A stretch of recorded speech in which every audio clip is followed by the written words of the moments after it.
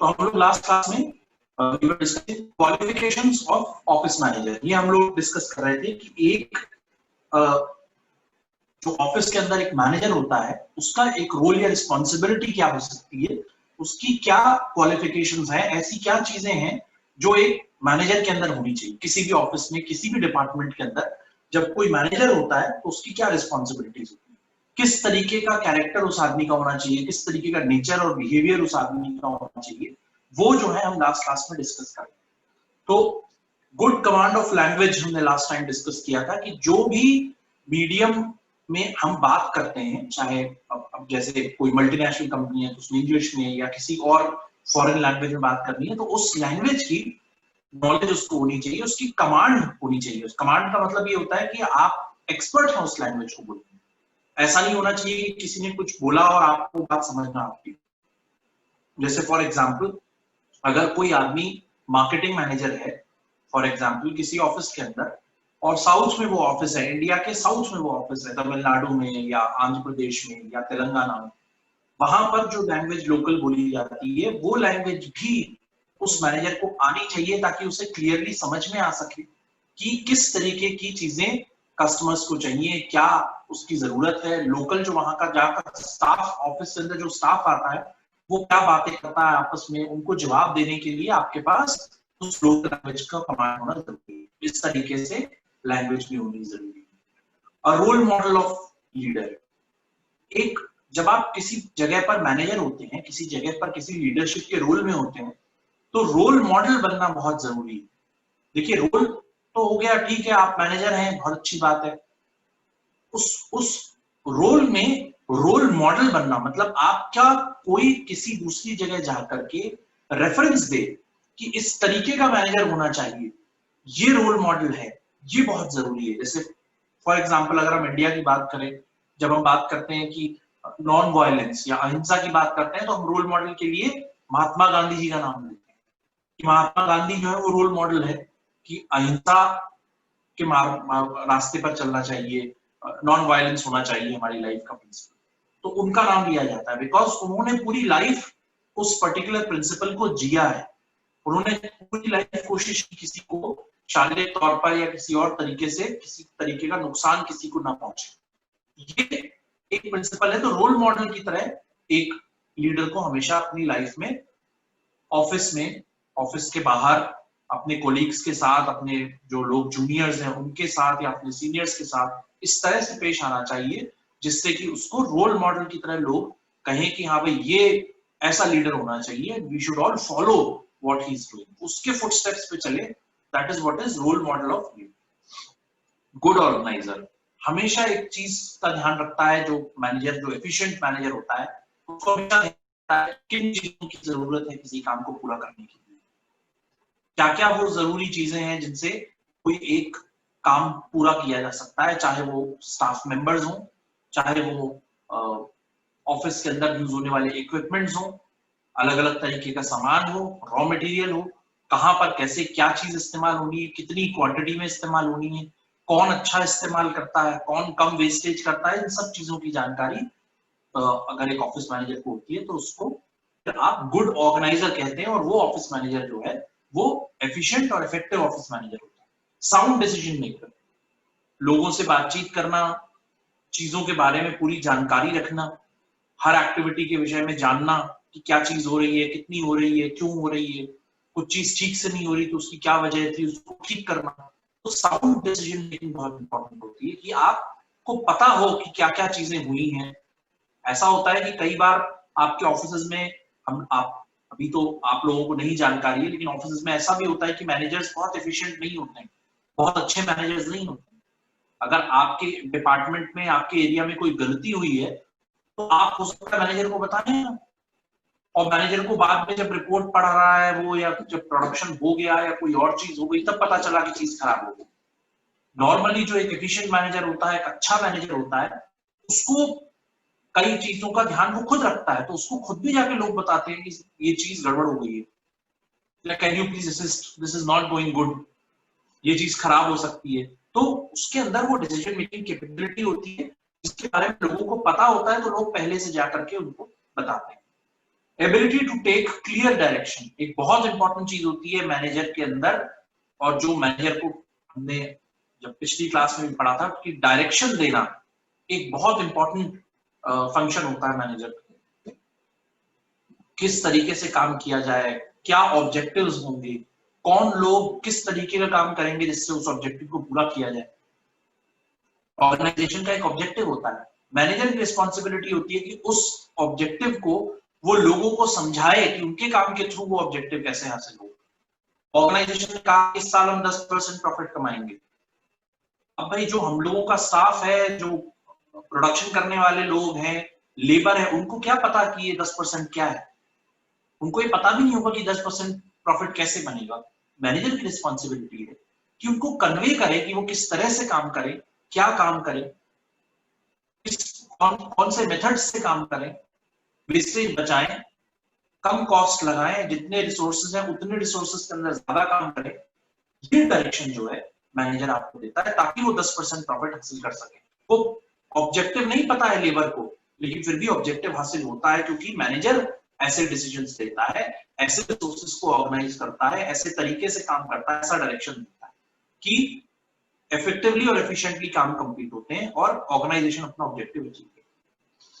Common man एक बहुत important feature ये है कि मैनेजर को अपने आप को ऑफिस के अंदर या ऑफिस के बाहर अपने स्टाफ के साथ अपने आप को अलग नहीं दिखाना चाहिए कि मैं मैनेजर हूं। वैसे इस दुनिया में बहुत होता है नॉर्मली कि ये मैनेजर है, इससे टाइम पूछ कर बात करो, इससे तमीज से बात करो, इसके पास वक्त बहुत कम है। ऐसा बिल्कुल दिखाना नहीं चाहिए ऑफिस मैनेजर। उसको हमेशा एक कॉमन मैन की तरह दूसरों के साथ मिलकर करते रहना चाहिए, लगातार बातचीत करते रहनी चाहिए, दूसरों को वक्त देना चाहिए, इतना ओपन होना चाहिए कि कोई भी ऑफिस का मेंबर जो काम करना चाहता है वो उठ करके आपके पास आए, अपनी परेशानी आपके साथ शेयर कर सके। वो परेशानी चाहे उसके घर में क्यों ना हो। हम लोग कई बार सुनते हैं कि ऑफिस में मैनेजर्स होते हैं बहुत खराब होते हैं, छुट्टी नहीं देते। ये गलत एटीट्यूड है, क्योंकि उसके बाद फिर आदमी क्या करेगा, अगर आपको 2 बार वो छुट्टी मांगेगा, आपने मना कर दिया, तब तक तो वो जेन्युइन बात बोलेगा, उसके बाद वो झूठ बोलना शुरू कर देगा। उसके बाद वो बोलेगा कि घर से आएगा ही नहीं, वो बोलेगा आज मुझे जुकाम है, बुखार है, मैं नहीं आ रहा। क्या कर लेंगे फिर आप? उसे घर से जाके उसे पकड़ के तो नहीं ले आएंगे।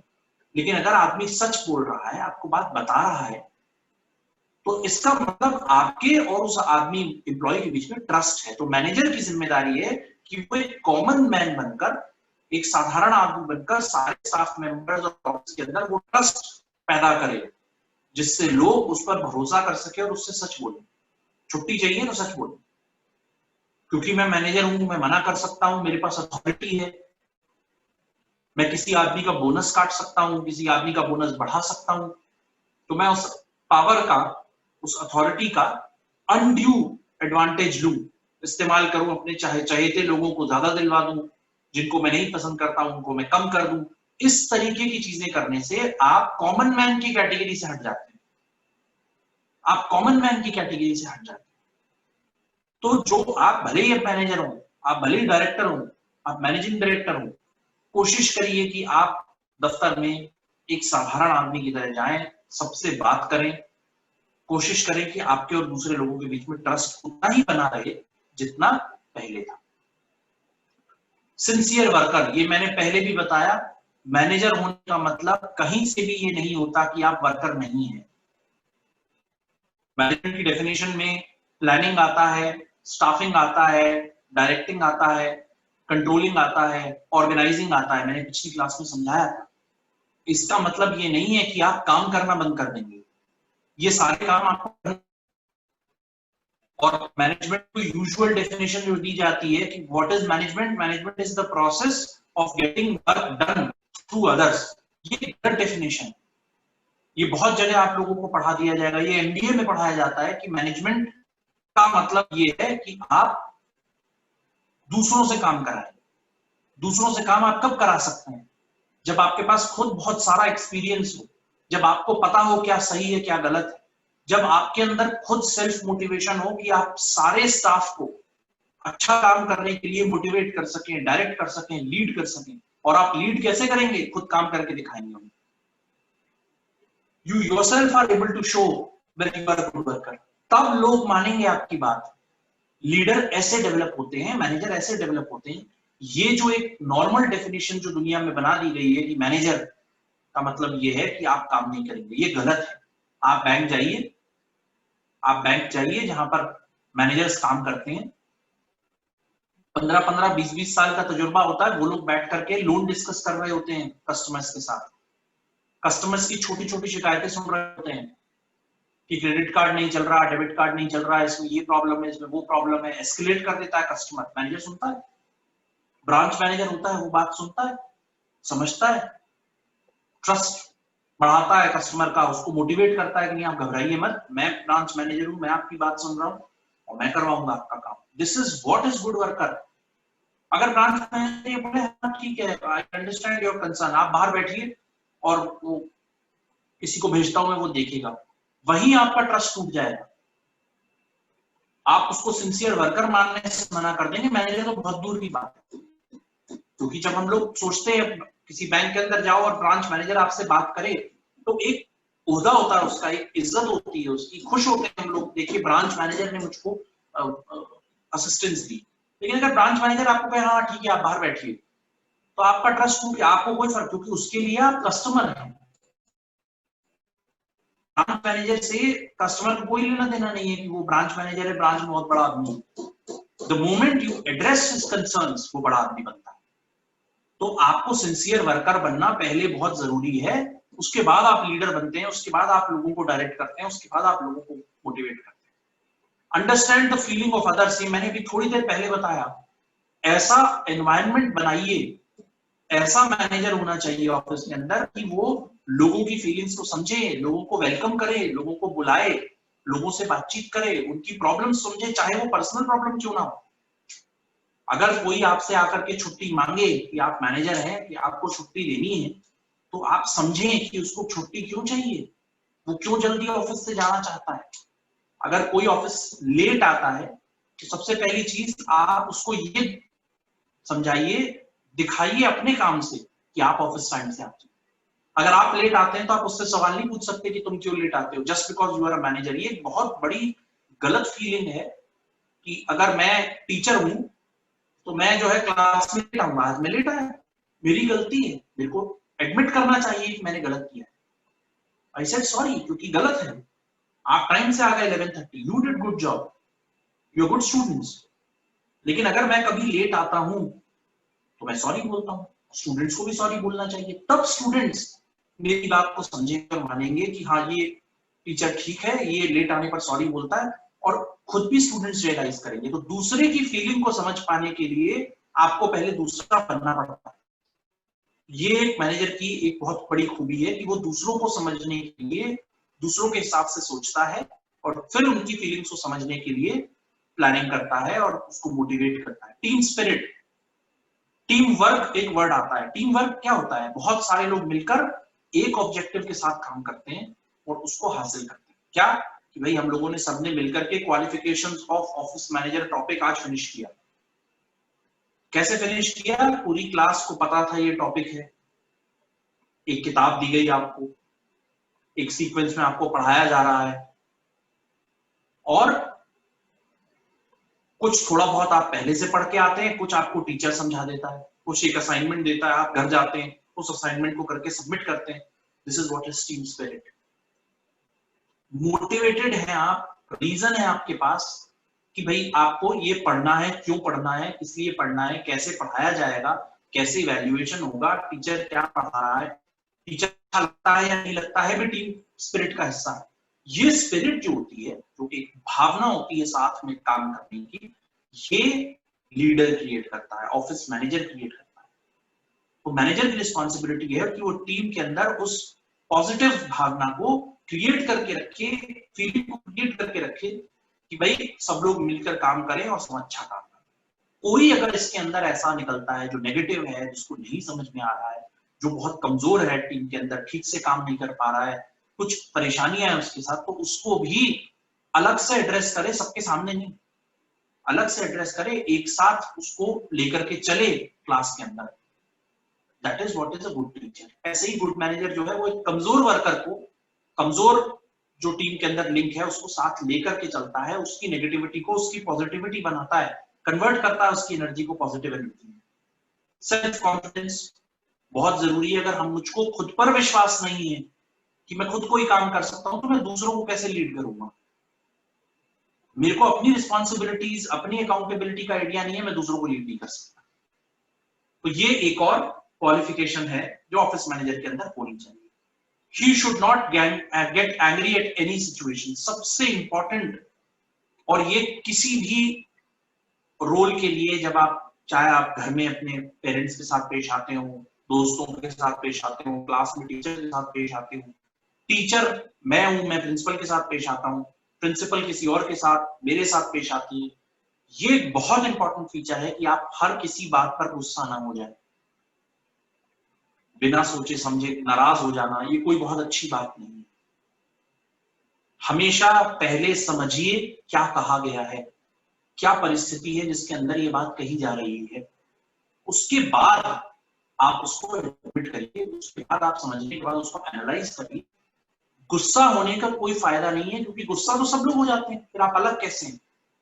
आप केवल अपने तरीके से उस बात को कन्वे कर दीजिए कि शायद आपने जो कहा वो ठीक नहीं। अगर आपको किसी बात पर नाराजगी है, आपको लगता है कि ये बात ठीक नहीं हुई, तो अपने तरीके से आप उस चीज को कन्वे कीजिए कि ये चीज जो आपने कही ये ठीक नहीं है, प्लीज इसको करेक्ट कर लीजिए। आई थिंक ये सबसे बढ़िया मेथड होता है और सबसे आसान मेथड होता है दुनिया में किसी भी कॉन्फ्लिक्ट को सॉल्व करने का, किसी भी परेशानी, किसी भी डिस्प्यूट को, किसी भी झगड़े को सॉल्व करने का सबसे आसान तरीका ये है नाराजगी ना होना। और अगर झगड़े में दो पार्टी हैं, एक नाराज नहीं है, तो धीरे धीरे झगड़ा अपने आप सुलझने की तरफ जाता है। तो ये ऑफिस मैनेजर की रिस्पॉन्सिबिलिटी है कि वो हर बात पर, हर जगह, हर परिस्थिति में नाराज ना हो जाए। ध्यान रखिए कि वो मैनेजर है, दूसरे नहीं। वो लीडिंग सीट पे बैठा है, वो कार को ड्राइव कर रहा है, जो ऑर्गेनाइजेशन की कार है उसको वो ड्राइव कर रहा है। अगर वही गलत गियर लगाएगा, वही गलत तरीके से ऑपरेट करेगा, तो कार खराब हो जाएगी। ऑर्गेनाइजेशन का ऑब्जेक्टिव अचीव करवाना उसकी जिम्मेदारी है, लेबर की नहीं है, ऑफिस स्टाफ की नहीं है, उसकी पहली है।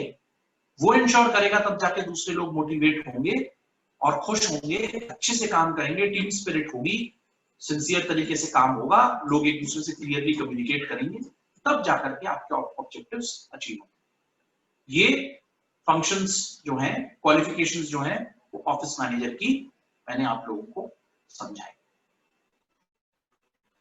अब क्या क्या फंक्शंस होने चाहिए ऑन द बेसिस ऑफ हमने जो भी बातें अभी करी, क्या जिम्मेदारियां होती हैं ऑफिस मैनेजर की, किस तरीके से ऑफिस मैनेजर काम करता है, उसके क्या क्या फीचर्स होने चाहिए, क्या क्या क्वालिफिकेशंस, क्या क्या हैबिट्स, बिहेवियर कैसा होना चाहिए उसका, उसके बेस पर हम लोगों ने कुछ फंक्शंस देखे कि वो स्टाफिंग, सही आदमी का सही काम के लिए चुनाव करना, सेलेक्ट करना सही आदमी को कि वो ये काम कर सकता है based on his qualifications, based on experience, based on the type of work के अंदर किस तरीके की स्किल की रिक्वायरमेंट है, उसके बेस पर स्टाफ को अपॉइंट करना जिम्मेदारी है। लीडरशिप, डायरेक्शन देना, ऑब्जेक्टिव सेट करना, ऑर्गेनाइजेशन के ऑब्जेक्टिव से हर स्टाफ मेंबर के ऑब्जेक्टिव्स को मैच कराना। ट्रेनिंग, खुद आप एक एक्सपर्ट होते हैं, आइडेंटिफाई करना कि किसको किस काम के लिए क्या क्या चीज की जरूरत है। जैसे मैं आप लोगों को एक एग्जांपल देता हूं। जब एग्जाम शुरू हुआ था, क्लास टेस्ट, तो आइडेंटिफाई किया गया कि गूगल क्लासरूम बनाया जाए, आसान तरीका है पेपर कंडक्ट करने, क्योंकि व्हाट्सएप के ऊपर बहुत सारी इंफॉर्मेशन गलत तरीके से इस्तेमाल होती है, ठीक तरीका नहीं है। ईमेल जो है बहुत लोगों का भर जाता है, बहुत सारा वॉल्यूम हो जाता है, ईमेल भी ऑपरेट करना इतना आसान नहीं होता। तो गूगल क्लासरूम बनाया गया कि स्टूडेंट के लिए भी एक कॉमन जगह हो जाएगी, टीचर्स के लिए भी। उसके लिए आइडेंटिफाई किया गया कि आपको क्या जरूरत है, तो ट्रेनिंग ऑर्गेनाइज की गई है। एक आधा घंटा आप लोगों के साथ ट्रेनिंग की गई कि ये चीजें आप लोगों को अपने गूगल क्लासरूम में करनी है, ऐसे दिखाई देता है, ऐसे चलता है, ऐसे आप लोगों को फोटो खींच करके उसके अंदर अपलोड करना है या ऐड करना है, और ऐसे आप लोगों को नंबर मिलेंगे। ये चीजें जो हैं आइडेंटिफाई करके मैनेजर जो है वो अपने स्टाफ मेंबर्स को बताता है और फिर उनके लिए उन रिसोर्सेज का इंतजाम करता है। कोऑर्डिनेशन, अलग अलग टीम मेंबर और अलग अलग टीम्स के बीच में कोऑर्डिनेशन होना बहुत जरूरी है। जैसे आपका, अगर आप ध्यान दें तो आपका टाइम टेबल, वो एक कोऑर्डिनेशन शीट है कि 11 बजे इसकी क्लास होगी, 11:50 पे इसकी क्लास होगी, 12:30 पे इसकी क्लास होगी, 1:10 पे इसकी क्लास होगी, ये टीचर लेगा। उसके बाद उनके लिंक्स आपको आ रहे हैं ग्रुप के ऊपर, एक और कोऑर्डिनेशन टूल है।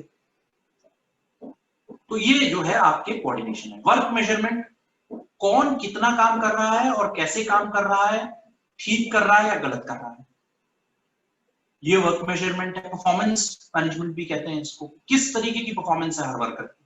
मोटिवेशन, बेस्ड ऑन हर एम्प्लॉय का मोटिवेशन पैटर्न अलग होता है।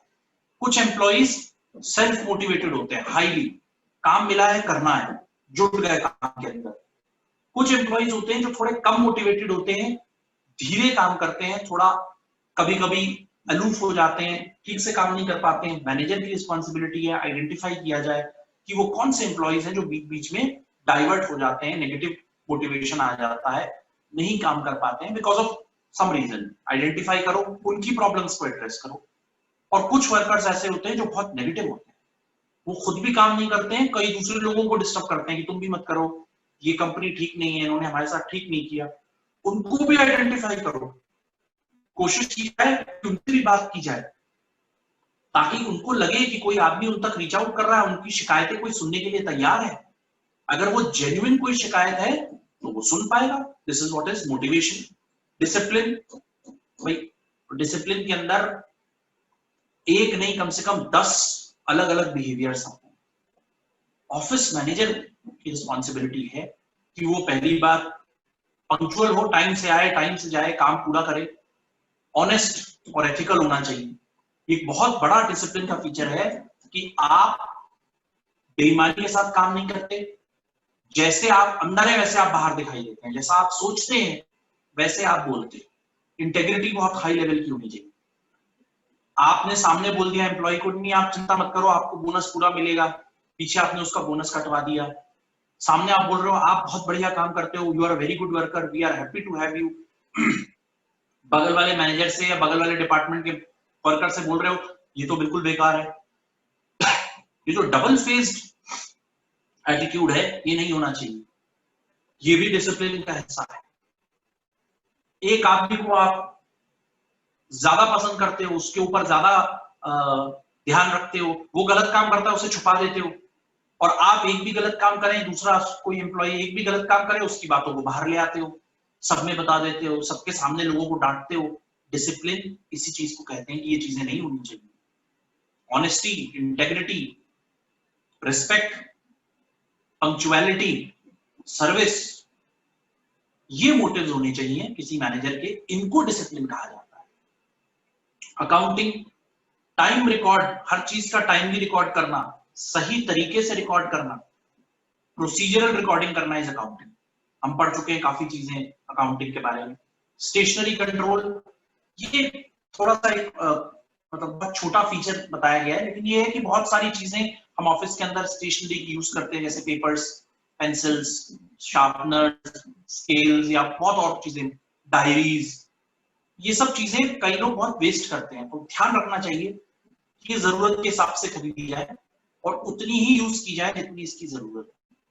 कॉस्टिंग, कहाँ पे क्या इक्विपमेंट लग रहा है, उसका क्या खर्चा है, किसको कितने इक्विपमेंट्स की जरूरत है, क्या इसकी वास्तव में जरूरत है या नहीं है, ये ध्यान रखे। ऑर्गेनाइजर, किसको क्या क्या सामान चाहिए, कौन से एम्प्लॉय का क्या काम है, इसको ऑर्गेनाइज करना। सुपरवाइजर, बताने की जरूरत नहीं है, सुपरवाइजर भी नो कि सबको सुपरवाइज करना, सबके काम का ध्यान रखना। तो ये जो है कुछ चीजें हैं। इसके अलावा एक ऑफिस इस तरीके का दिखाई देता है, अगर आप लोग आजकल के ऑफिसेस देखेंगे तो एक ओपन ऑफिस इस तरीके का दिखाई देता है। पहले भारत सरकार के अंदर भी ओपन ऑफिसेस नहीं होते थे, क्लोज्ड ऑफिसेस होते थे। एक सेक्शन, एक छोटा सा कमरा, 3 लोग बैठे हैं, उसके बाद एक और कमरा, 3 लोग बैठे हैं, ऐसे छोटे छोटे ऑफिसेस होते थे, लाइक दिस, ऐसे ऑफिसेस होते थे। अब जो है ऐसे ऑफिसेस बनने लगे हैं जिसमें सारे लोग एक जैसी सीट्स पर बैठते हैं, खुला बिल्कुल, और आपको बाहर का एनवायरनमेंट दिखाई देता है, थोड़ा नेचुरल दिखता है। इसी लगे होते हैं, लेकिन लाइट्स वगैरह देखिए आपको बहुत बढ़िया दिखाई देंगी, ऊपर देख रहे हैं आप लोग लगी हुई। वेंटिलेशन बहुत अच्छा होता है, भले ही सेंट्रलाइज्ड एसी होता है लेकिन वेंटिलेशन बहुत अच्छा होता है। और सबको एक जैसे रिसोर्सेज मिलते हैं, मैनेजर्स भी इसी तरीके की सीटिंग में बैठते हैं, कोई केबिन्स नहीं होते कई जगहों पर कि मैनेजर्स को अलग से बैठाया जाए, इस तरीके की चीजें जो है दिखाई देती हैं। ये कुछ एक प्राइवेट ऑफिसेस की फोटोज हैं, जैसे अगर आप देख रहे हैं, प्राइवेट ऑफिस का मतलब ये होता है कि जैसे कोई मैनेजिंग डायरेक्टर है या कोई बहुत डायरेक्टर है जो पूरे डिपार्टमेंट को हेड करता है या बहुत टॉप हेड है और ऑर्गेनाइजेशन को हेड करता है, उसके लिए एक अलग से कमरा बनाया जाता है, उसको थोड़ा बेटर एनवायरनमेंट दिया जाता है, कुछ बुक्स दी जाती हैं उसको अलग से भी, क्योंकि उसके पास कॉन्फिडेंशियल मैटर्स बहुत होते हैं, पॉलिसी मैटर्स बहुत होते हैं, इसलिए उनको प्राइवेट ऑफिस दिया जाता है कि वो आराम से बैठ करके अपने ऑफिस में जिसके साथ भी मीटिंग करना चाहें, कॉल्स लेना चाहें, किसी भी बहुत बड़े स्टेक होल्डर शेयर होल्डर से मिलना चाहे, तो एक थोड़ा अच्छे एस्थेटिक्स होते हैं, हल्ला नहीं होता है, अच्छा सा सुंदर सी जगह होती है, चाय कॉफी की मशीन होती है, ऑफिस के अंदर ही टॉयलेट वगैरह होता है, जैसे ऑफिस में कॉमन टॉयलेट्स होते हैं, तो इनके ऑफिस के रूम के अंदर ही एक अटैच टॉयलेट होता है। तो इस तरीके की चीजें इनको प्रोवाइड की जाती है ताकि ये ज्यादा एफिशिएंटली और इफेक्टिवली काम कर सकें। इस तरीके की ऑफिस लाइटिंग देखिए, इस तरीके की होती है ऑफिस के अंदर।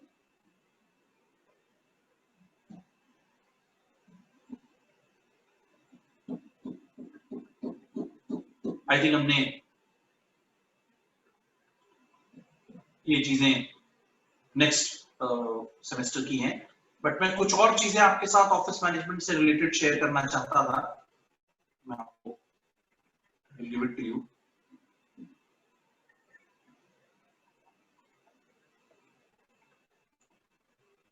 मॉडर्न ऑफिसेस किस तरीके के होते हैं, ये बहुत इंपॉर्टेंट है। मैं चाह रहा था कि देखिए, ये जो आप पिक्चर देख रहे हैं स्क्रीन पर, ये वो सारे टूल्स, एप्लीकेशंस और डेटा है एक ही जगह पर, एक ही कंप्यूटर के अंदर अवेलेबल होता है। ये मॉडर्न ऑफिस की सबसे बड़ी खूबी है कि आपको माइक्रोसॉफ्ट ऑफिस में PPT, database, Excel, Word, Microsoft Outlook, right, OneDrive, ये सब कुछ एक कंप्यूटर के अंदर डाल के दे दिया जाता है कि आप जितना डेटा चाहो वन ड्राइव में सेव कर लो, जितने वर्ड डॉक्यूमेंट्स बना लो, जितने पेपर बना लो, गूगल फॉर्म्स बना लो, ड्राइव का एक्सेस दे दिया जाता है, बहुत सारी और चीजें आपको दे दी जाती है एक ही जगह पर। मल्टीपल टूल्स, वीडियो अगर आप बना रहे हो तो उसको एडिट करने के लिए दे दी जाती है, तो एक कंप्यूटर के अंदर आपको सारे टूल्स अवेलेबल करा दिए जाते हैं। तो आप उस कंप्यूटर को लेकर अपने घर में बैठिए, अपने ऑफिस में बैठिए, एक ही जैसी सिचुएशन पैदा कर दी जाती है, सिमुलेट कर दिया गया, आपके कंप्यूटर को ऐसा बना दिया गया जैसे मैं हूं, मेरे कंप्यूटर के अंदर जो है सारे डिवाइसेस, सारे एप्लीकेशंस, सारे डेटाबेसेस मौजूद हैं, मुझे कुछ नहीं करना है, मुझे केवल लॉगिन करना होता है और मैं ऑफिस का काम करनी है। मेरे को एक चेयर दी गई ऑफिस से, एनवायरनमेंट है, से घर में कई लोगों के चेयर्स नहीं होती, मुझे चेयर दी गई, मुझे एक बड़ा कंप्यूटर भी दिया गया ताकि अगर मुझे कुछ बड़े फाइनेंशियल नंबर्स देखने हैं, एक कंप्यूटर भी दिया गया, बाकी लैपटॉप है उससे कनेक्ट करिए, बड़ी स्क्रीन में देखिए, हर तरीके की कनेक्टिविटी दी गई, चैट करने के लिए अलग से एक चैट बॉक्स दिया गया जिसको आप स्काइप बोलते हैं, दूसरा फोन करने के लिए वेबएक्स करके एक एप्लीकेशन आती है, जस्ट लाइक जूम एक वेबएक्स एप्लीकेशन आती है, वो दी गई, हर तरीके की फैसिलिटी आपको दी जाती है ताकि आप बहुत साफ काम कर सकें, कोई परेशानी ना आए आपको काम करने में। उसकी वजह ये है कि अब होम ऑफिस बना दिया गया। ऐसा नहीं है कि मैं पहली बार वर्क फ्रॉम होम कर रहा हूं, इससे पहले भी मैं कई बार वर्क फ्रॉम होम कर चुका हूं। तो वो क्यों? क्योंकि आपका कंप्यूटर, आपका लैपटॉप इतना इनेबल्ड कर दिया गया है कि you can work from any place in the world. तो ये एक ऑफिस के अंदर जो है बिजनेस ऑफिस के फीचर्स चेंज हो गए हैं। एक जमाना होता था कि आपको ऑफिस जाना ही जाना है क्योंकि वहां पर ही कंप्यूटर होगा। कंप्यूटर भी क्या होता था, वो डेस्कटॉप वाला कंप्यूटर होता है, वही कनेक्टेड है, लैन वहीं आएगी, आपके घर पे इंटरनेट नहीं होता था। अब तो आप डोंगल यूज करिए, ब्रॉडबैंड यूज करिए, टेलीफोन की लाइन का लीज लाइन नेटवर्क यूज करिए, आपके घर पे इंटरनेट अवेलेबल है, किसी भी तरीके से आप काम कर सकते हैं। पहले इंटरनेट घर पर नहीं अवेलेबल होता था। तो ये भी एक बहुत इंपॉर्टेंट डेवलपमेंट हो गया कि आप कहीं से भी काम करिए, आपको लैपटॉप इतना एम्पावर्ड दे दिया गया, कंपनी आपको पैसे दे देती है कि आप जो है इंटरनेट का कनेक्शन खरीदिए, internet connection you can buy for yourself, और आप कनेक्ट करिए और आराम से काम करिए। ये एक ऑन एनी डिवाइस क्या कर दिया गया कि ऐसे वर्चुअल डेस्कटॉप्स बना दिए गए हैं कि आप अपने घर के कंप्यूटर को खोलिए, एक साइट खोलिए, कंपनी ने आपको दी है, उस पर वर्चुअल डेस्कटॉप है, उसे ओपन कर लीजिए, उसमें सारी एप्लीकेशंस हैं। आपको लैपटॉप भी कंपनी से लेने की जरूरत नहीं है, आप अपने घर के लैपटॉप पे काम कर सकते हैं। इस तरीके का modern office equipments, technology, software, hardware, virtual desktop तो हार्डवेयर है एक तरीके से। अब सोचिए, मैं अपने घर के लैपटॉप से यूके में रखा हुआ कोई डेस्कटॉप है, उसे भी एक्सेस कर सकता हूं।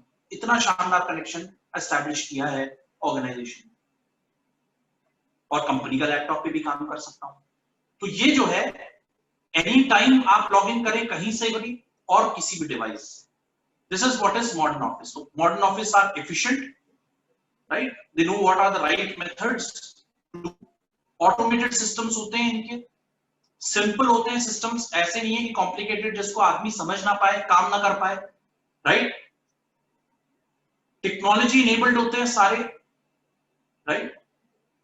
और सारी चीजें आपको मिल जाएंगी बगैर आपके पर्सनल एफर्ट्स के। Servers, workstations, software, technical support, antivirus, data backups, mobile device management and more, सारी चीज आपको, वर्कस्टेशन आपको मिल जाएगा, सॉफ्टवेयर आपके कंप्यूटर में अपलोडेड है, टेक्निकल सपोर्ट के लिए आपको वेबसाइट दे दी गई है, उस पे चैट बॉक्स भी है, उसमें फोन नंबर भी है, एंटीवायरस आपका अपडेटेड है, सिर्फ थोड़ी देर के लिए आप इंटरनेट खुला छोड़ दीजिए, एंटीवायरस अपडेट हो जाएगा। डेटा बैकअप, कंप्यूटर के अंदर अपने आप उन्होंने एक स्केल डाल दिया, कोई डेटाबेस से कनेक्ट कर दिया आपको, या वर्चुअल डेस्कटॉप पे है, virtual desktop is connected to the company's database, अपने आप कनेक्ट हो रहा है। मोबाइल डिवाइस मैनेजमेंट, एक छोटा सा सॉफ्टवेयर कोई है, उसको आपके मोबाइल में डाउनलोड कर लीजिए, अपनी कंपनी का पासवर्ड डालिए और आप ईमेल देख सकते हैं उस पर, आप उसमें कोई एप्लीकेशंस कंपनी के अपने बिल्स वगैरह डालने हैं वो देख सकते हैं, सारी चीज एक जगह पर, सारी चीज। तो इजी टू हैंडल हो गया ये आपके लिए। और क्या क्या चीजें, देखिए जिस तरीके की चीजें मिलती हैं, आप फाइल अपलोड कर सकते हैं, डाउनलोड कर सकते हैं। गूगल ने देखिए स्प्रेडशीट्स बना दी, राइट? उसी कंप्यूटर पे आप फेसबुक देख सकते हैं, उसी कंप्यूटर पे आप ड्रॉप बॉक्स करके एक सुविधा होती है जिसमें आप फाइल ड्रॉप करके छोड़ दीजिए, किसी और के पास प्रिंटर है वहां से प्रिंट हो जाएगा, ठीक?